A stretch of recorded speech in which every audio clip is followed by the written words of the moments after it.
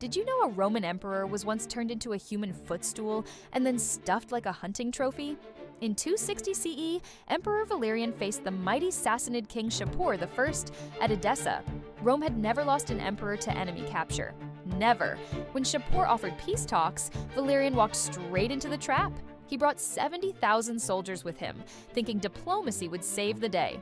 Instead, every single Roman was captured alive. But Valerian's nightmare was just beginning. For years, Shapur used the emperor as his personal mounting block, forcing him to kneel so the Persian king could step on his back to mount his horse. When Valerian finally died, Shapur had his skin peeled off and stuffed with straw. The emperor's remains were displayed in Persian temples like a hunting trophy. This single defeat triggered the crisis of the 3rd century. The empire nearly collapsed completely. One emperor's arrogance brought Rome to its knees.